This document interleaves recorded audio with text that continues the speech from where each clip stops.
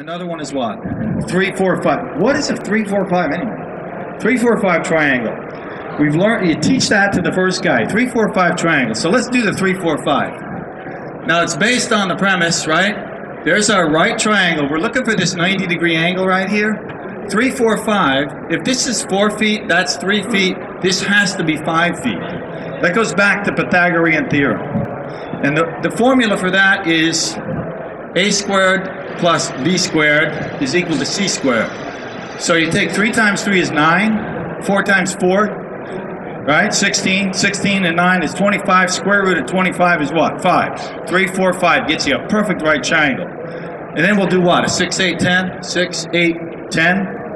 You can do that. But if I want to square up this deck, can I do a 3, 4, 5? Maybe a 6, 8, 10, or maybe well, I can't do a 30, 40, 50. That's too big. It limits us to certain types of dimensions. And so what we need to do is to be able to get out of that.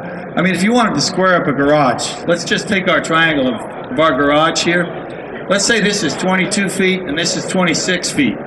We want to square that up. Well, you take 22 times 22 feet, right? What is that? And then you take 26 feet times 20. You got to have a calculator for that. So let me do that. That's 22 feet times 22 feet.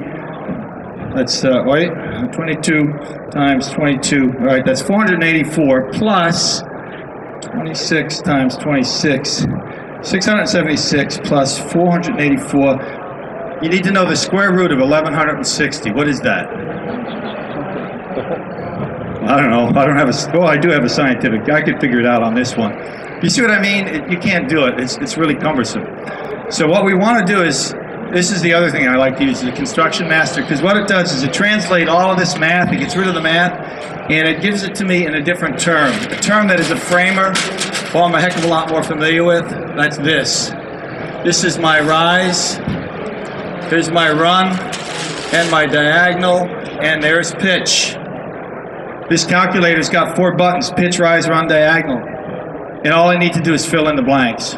So if this was 26 feet, that's 24 feet. What I want is that diagonal that you and I were trying to find out. All I do is I put in 26 feet, run, 24 feet, rise, hit the diagonals, 35 foot, 4 and 5/8. There you go.